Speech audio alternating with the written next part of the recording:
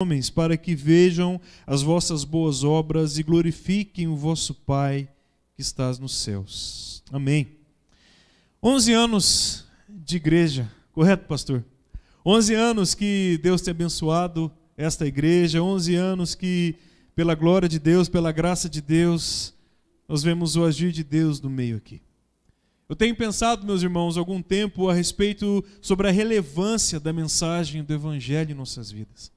Eu tenho pensado bastante sobre isso, porque aquilo que nós chamamos de Evangelho, ou de boas novas, ou da palavra de Deus, da mensagem do Cristo crucificado, tem sido pregado para as nossas vidas, pegando aqui pelo menos 11 anos, que nós ouvimos e refletimos sobre isso. E talvez o que tem incomodado muito o meu coração é o que de fato essa mensagem tem sido para a minha vida, ou para as nossas vidas. O que de fato a mensagem do Evangelho tem feito conosco.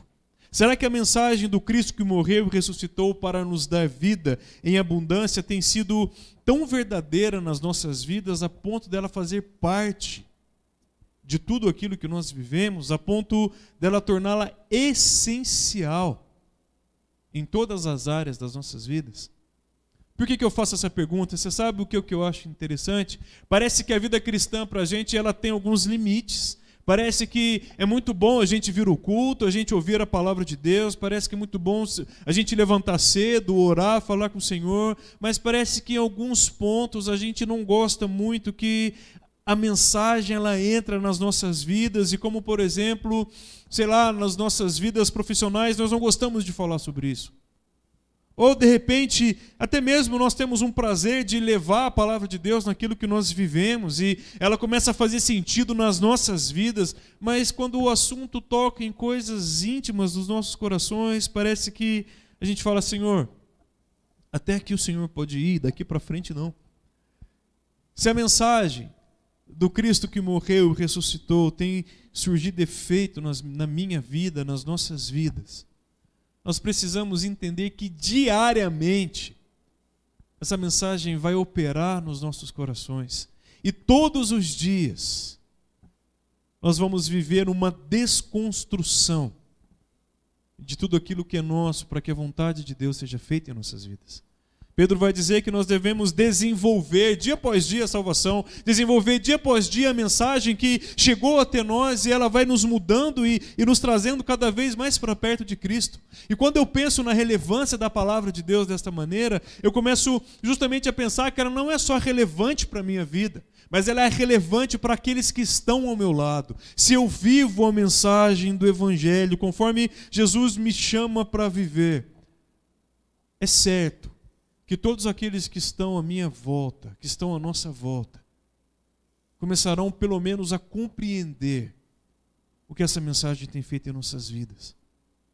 É interessante, meus irmãos, porque quando nós pensamos nesse termo, relevante, relevância, é sinal que a tal mensagem que nós estamos falando, ela jamais ficará parada em nós. E todas as vezes que o Espírito Santo age em nossas vidas, que a palavra de Deus ela faz sentido em nós, todos aqueles que estão à nossa volta começam a ver essa mudança em nossas vidas. E a pergunta que fica para nós nesse primeiro momento é: será que esse Evangelho tem feito parte da minha vida a tal ponto no qual eu começo a ser mudado e as pessoas começam a entender quem é Jesus em mim? O conceito do termo relevância é mais ou menos esse, que tem valor, é algo indispensável, é algo essencial. O que precisamos entender é que, como igreja, a mensagem de Jesus ela é indispensável não somente para nós, mas para a sociedade na qual nós estamos inseridos. Que essa mensagem tem tanto valor, que ela precisa se tornar imprescindível, não somente para mim, mas para todos aqueles com quem eu convivo. São 11 anos de igreja, 11 anos de ajuntamento, 11 anos que a palavra de Deus tem sido pregado, não somente nesse local, mas na igreja num todo. E o desafio que nós temos daqui para frente é que a nossa igreja ela permaneça essencial para o local que ela está. Nós não podemos viver escondidos como se a mensagem de Jesus fosse algo somente para nós. Porque se nós vivermos dessa maneira, certamente nós estaremos descumprindo aquilo que o próprio Cristo nos chama para ser e para viver, quando Ele vai justamente comissionar a sua igreja.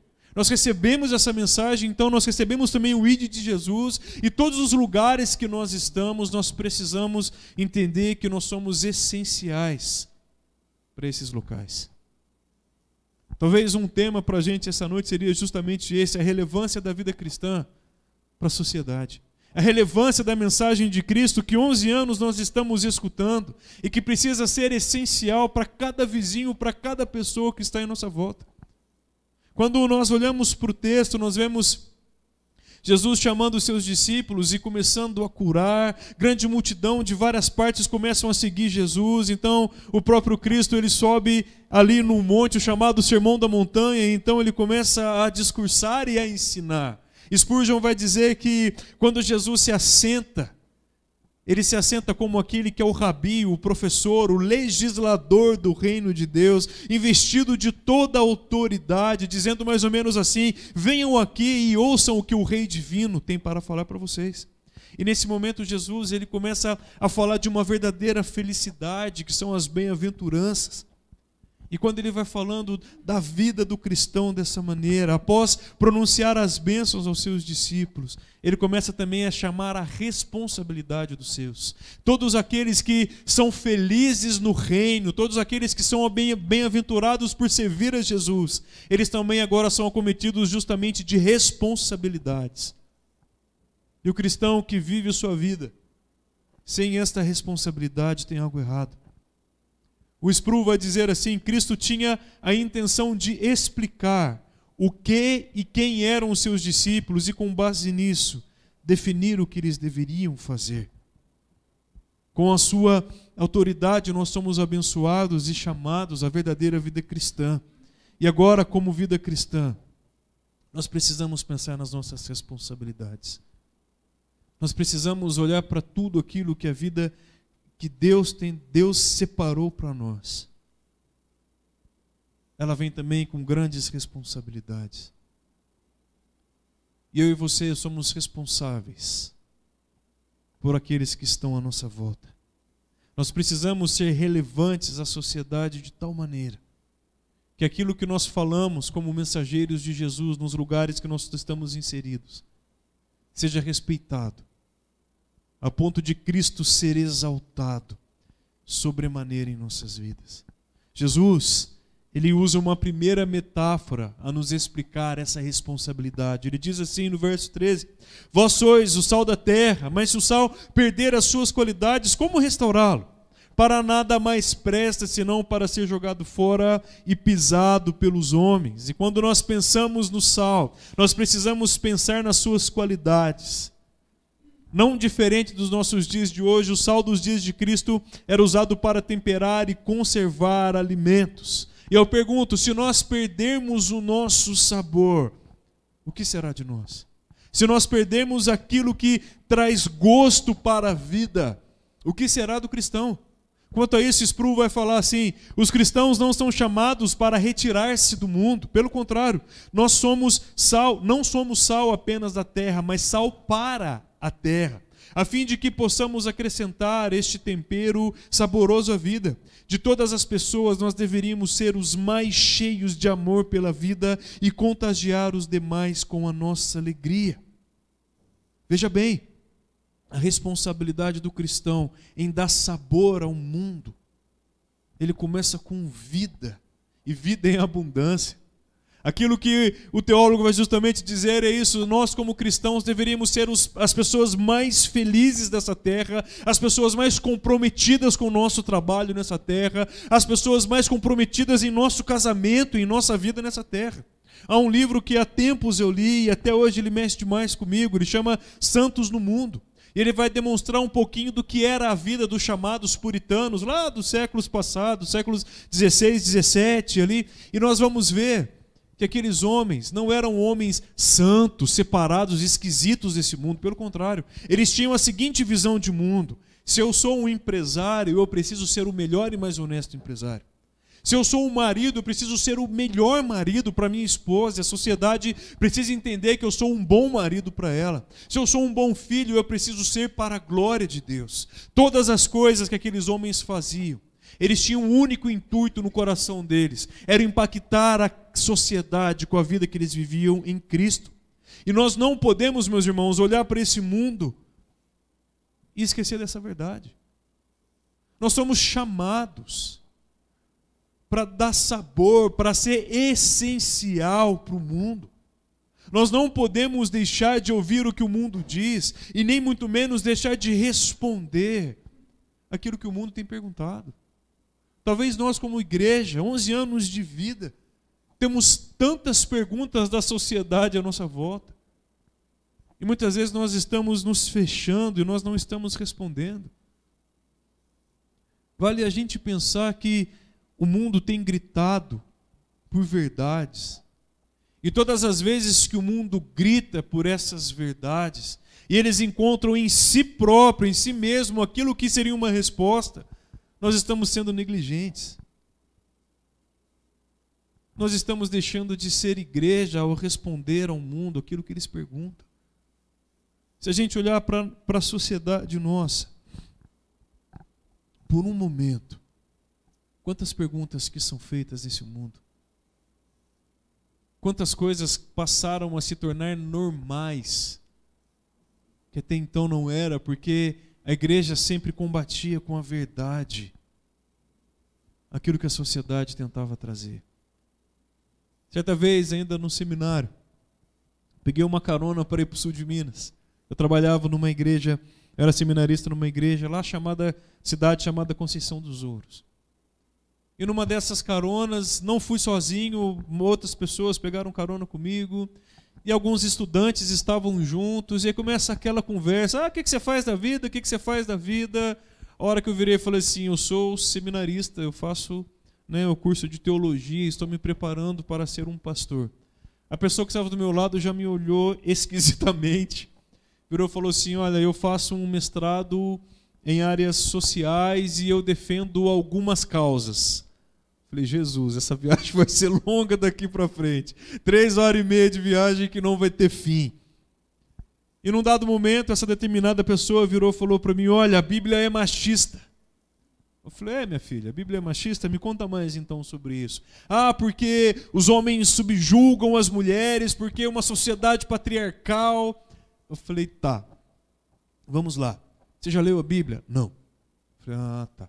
Você já viu que a palavra de Deus vai falar lá em Provérbios sobre a mulher virtuosa?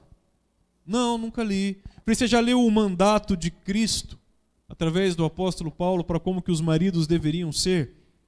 Ela virou e falou, não, também. Eu falei, então deixa eu te explicar rapidamente para você entender, para a gente já mudar de assunto. Eu falei, olha, Deus chama o marido para amar a esposa como Cristo amou a igreja e se sacrificou e se deu por ela. Como que você vai falar que a Bíblia é uma coisa machista se o amor que se demanda de um marido não depende do amor da esposa, mas de um amor sacrificial? Aquela pessoa deu um passo para trás. Falei, veja bem, a mulher virtuosa, segundo a palavra de Deus, é a mulher que é empresária, que ela vai atrás, que ela busca, que ela faz, que ela é assim, que ela é assado. A pessoa virou e falou assim, olha, eu não conhecia essas coisas. Falei, você sabe por que você não conhecia? Não é por falta de leitura, não. É por falta de um bom cristão falar para você um pouco daquilo que é a realidade da mensagem do Evangelho. O mundo tem perguntado, dia após dia, aberta, escancaradamente, e nós como igreja, nós deveremos parar e entender que o motivo nosso como cristão de viver nesse mundo é justamente permanecer levando a mensagem do Evangelho e dando sabor e respostas para a sociedade que está à nossa volta. Nós não podemos mais viver, meus irmãos, enclausurados. E talvez o que tenha acontecido com a igreja nesse tempo, quando eu falo igreja, a igreja de Cristo, é que nós não respondemos mais o mundo, mas nós falamos sobre o mundo e passamos a amar as coisas do mundo, quando na verdade nós somos chamados para justamente ser diferentes do mundo. Quando nós vemos Jesus orando, Ele vai falar assim, Senhor, eu não peço para que o Senhor os tire do mundo, mas que o Senhor os livre do mal. Para que as coisas que eles possam viver e ser, sejam somente as coisas do alto. E quando eu paro para pensar na nossa posição como igreja, meus irmãos, não é um motivo de confronto e tristeza, mas é um motivo de alegria a gente pensar que nós podemos e somos respostas para o mundo. E isso deve trazer para mim e para você motivação para a vida. Nós precisamos ser relevantes para o tempo. E isso precisa ser certo para a gente. Jesus, ao falar sobre a responsabilidade do cristão, ele começa falando sobre isso. Se o sal ele não está dando sabor, o que será de nós? Se nós não somos os cristãos que têm uma vida exemplar, sim. Que nós somos mudados pelo Evangelho diariamente, sim. O que nós seremos? Certa vez perguntaram para o pastor Nicodemos: pastor, o que é avivamento para o Senhor? Ele respondeu: olha, meu filho, avivamento para mim é aquele marido mau caráter, homem ruim, que ouviu a mensagem do Evangelho e ele se converteu de tal maneira que agora ele é um bom homem para sua esposa. Avivamento para mim é que esse marido ruim que não pagava suas contas, agora ele está pagando, está sendo diferente. Avivamento para mim é a mensagem do Evangelho entrando na vida da pessoa e transformando a vida dela de tal maneira que agora ela é relevante para o local que ela está. E essa é a vida que Jesus tem para nós. Nós somos chamados para que em todas as áreas nós glorifiquemos o nome de Jesus com a forma que a gente vive.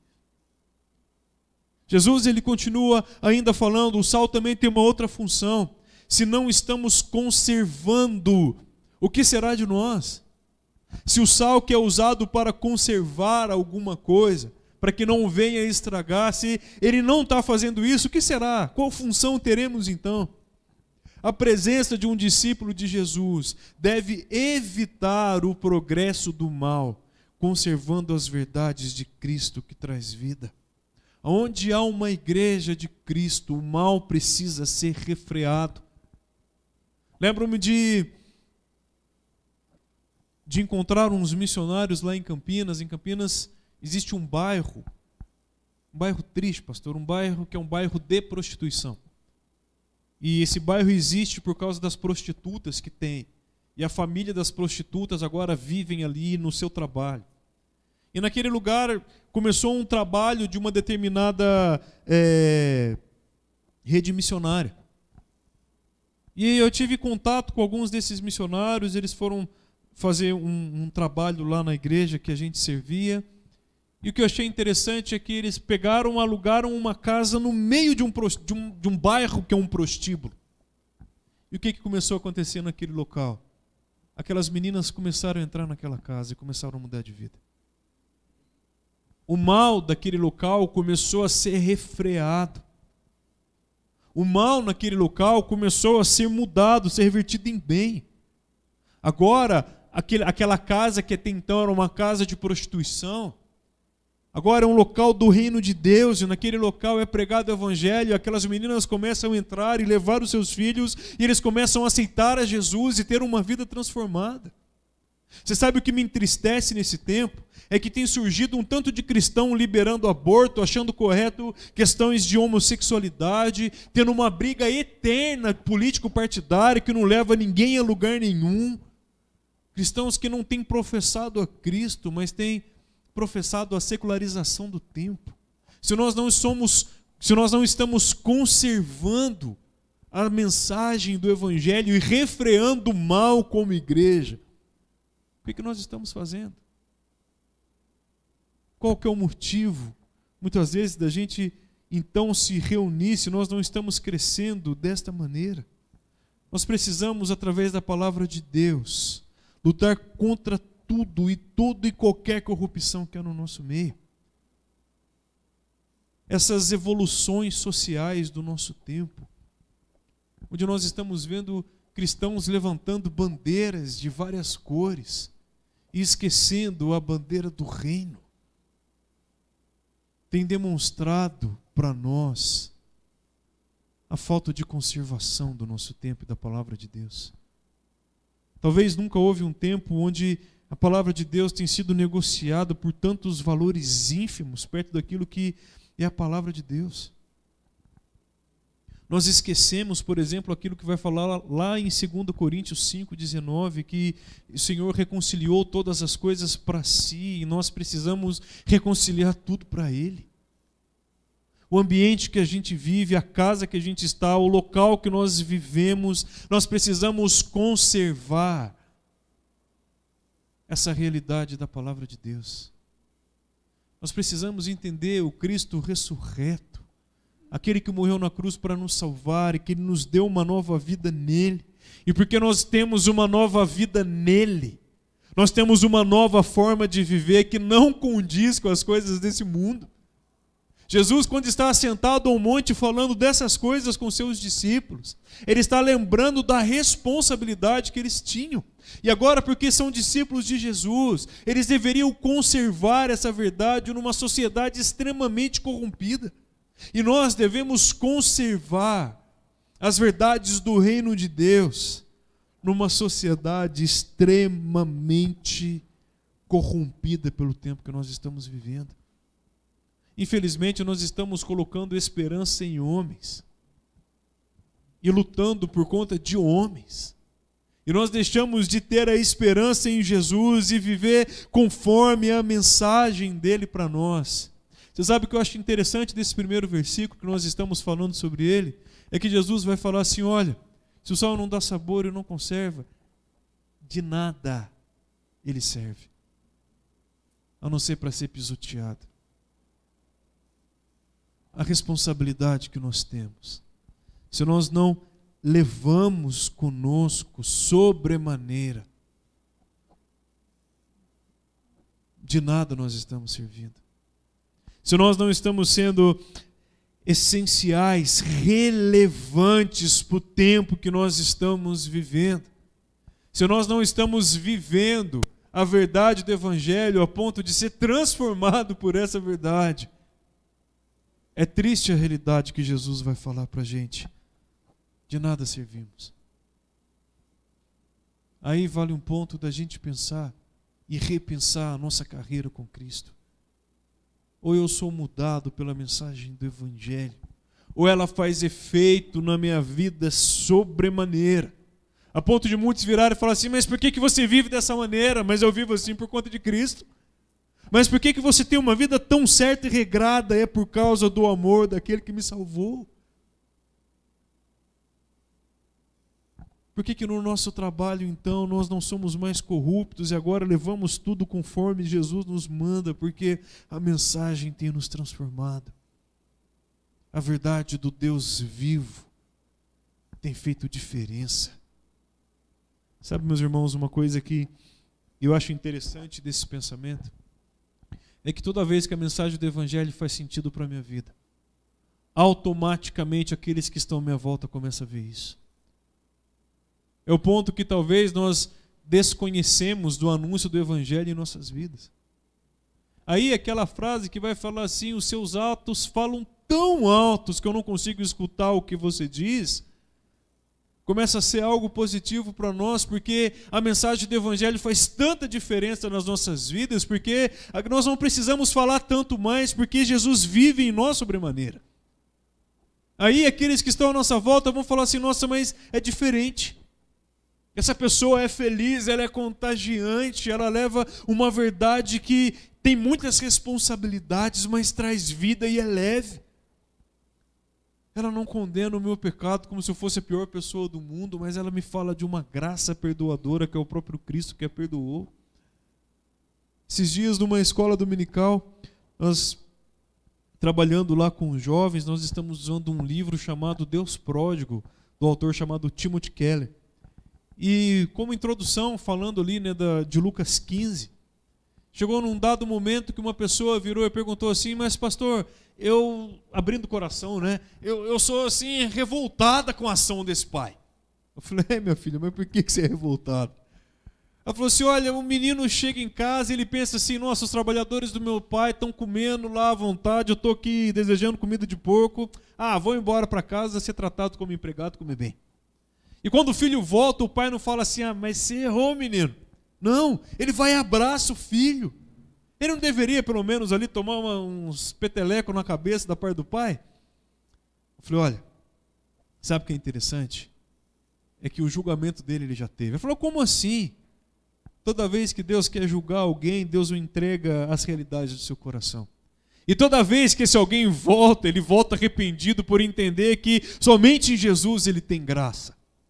Aí a pessoa virou e falou assim: meu Deus do céu, eu nunca pensei nisso.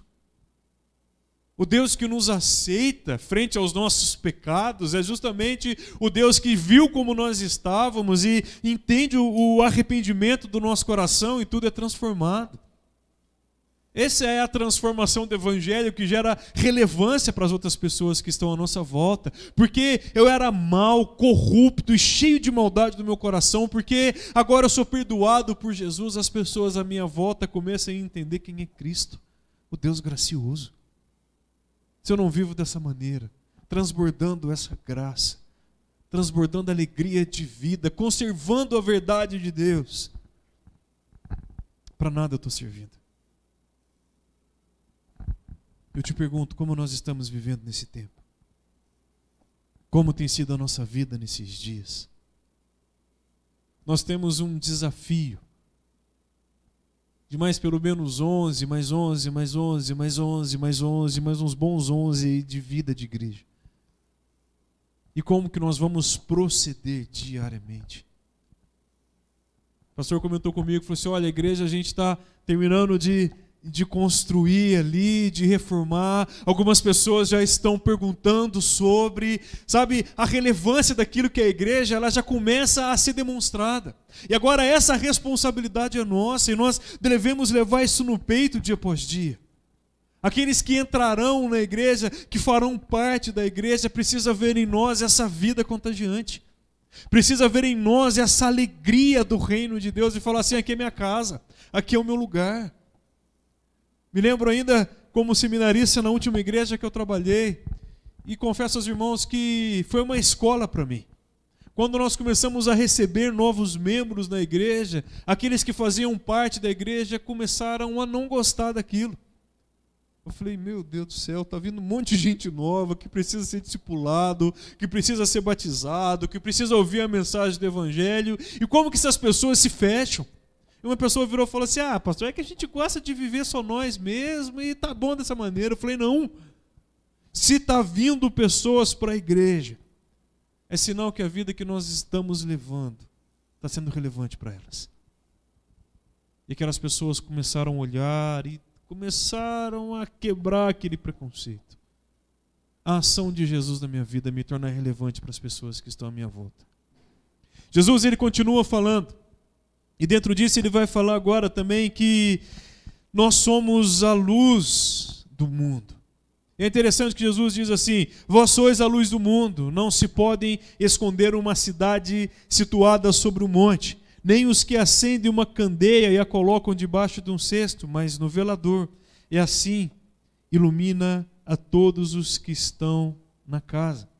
Comentário Esperança, um comentário teológico, ele vai dizer assim: se os discípulos devem ser a luz do mundo, está subentendido que o mundo é um único grande espaço escuro. Nessa escuridão as pessoas se batem, se ferem no corpo e na alma. Quem traz luz para dentro dessas trevas, que significam noite e desesperanças totais, é unicamente Jesus e a sua turma de seguidores iluminados por Ele. Sabe o que é interessante? Se Jesus está dizendo, como o autor aqui desse comentário diz, que nós somos a luz para este mundo, é sinal que é um mundo sem luz. E se é um mundo sem luz, como o autor diz aqui, as pessoas vivem se chocando e se ferindo, dia após dia. Porque nós somos iluminados por Cristo. Nós precisamos, em resposta ao mundo, fazer com que Cristo seja a luz que brilhe em nossas vidas. Pensa aqui, um lugar extremamente escuro, cheio de tudo de ruim. Onde que você pisa, há feridas e dores. De repente, uma pequena luz se acende aqui. E todos aqueles que estão no meio da escuridão começam a ter uma direção. O que Jesus está dizendo é que, como luz para este mundo, não que nós temos luz, mas que nós carregamos a luz de Cristo em nós, nós somos aqueles que demonstram o único caminho que traz vida frente à escuridão desse mundo. Essa é uma responsabilidade que todo crente tem. Aquilo que nós fazemos como cristãos diz respeito de quem Cristo é em nossas vidas. E a maneira que nós temos de ser luz do mundo é mediante as nossas obras. É mediante a forma que nós vivemos. E quando nós pensamos nas palavras de Jesus, chamando os seus discípulos de luz do mundo, Ele está dizendo assim: você que é meu discípulo, você carrega a minha verdade em você. Então você precisa ser conhecido por ela. Há um livro muito antigo, chamado Santidade, sem a qual ninguém verá o Senhor. Um autor lá do século XIX, J.C. Ryle, ao falar sobre a frutificação do cristão, ele é muito taxativo e certo e rigoroso ao dizer assim: o cristão ele tem boas obras. Mas quais são as boas obras? É o fruto do Espírito operando na sua vida e trazendo transformação. Se não há boas novas, se não há transformação, não há fruto e não há Cristo em sua vida. Se as boas obras de Cristo, Cristo me mudando, me transformando, me fazendo cada vez um homem de fé, cheio de amor, que é condescendente com aqueles que não são cristãos, se eu não tenho essa vida, é sinal que algo está defasado em mim. E se eu carrego essa vida em mim, vem a pergunta de Jesus para nós: não se pode esconder uma cidade situada num monte, ou para que acende uma vela? Para colocar debaixo de uma mesa? Não. Mas ela é ligada, é acesa para que se coloque no lugar mais alto, para que as pessoas possam ver quem é Jesus, para que as pessoas possam entender que a vida que nós temos é diante daquele que é a pura luz. Nós não podemos, meus irmãos, viver escondidos. A vida cristã é para ser vivida e não para ser escondida. Nós não fomos chamados para viver longe e distante da realidade no mundo. Nós somos chamados, sim, para tudo aquilo que nós fizermos sermos um instrumento de glorificação de Cristo. Quais são as boas obras de Jesus em nós? O que Jesus tem feito em nossas vidas a ponto da gente ser transformado?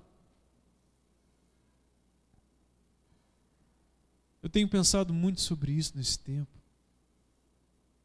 Talvez o que tem faltado para a gente não é o ensino, mas é a praticidade nossa frente àquilo que a gente ouve. Não tem faltado para a gente teologia. Talvez nós estamos vivendo num tempo que tem uma maior quantidade de busca teológica. Alguns estudantes, estudiosos de teologia do nosso tempo vão dizer que o Brasil, no ano de 2016, 2017, começou a passar por um avivamento calvinista, que nunca houve tanto produção teológica boa para o nosso tempo. Mas infelizmente essas produções boas, elas têm permanecido só nas academias ou só na teoria, e tem faltado para a gente entender que há uma sociedade em volta das nossas vidas, da nossa igreja, da nossa casa, que tem vivido dias de escuridão, e que nós carregamos em nós a verdade que traz luz e traz vida.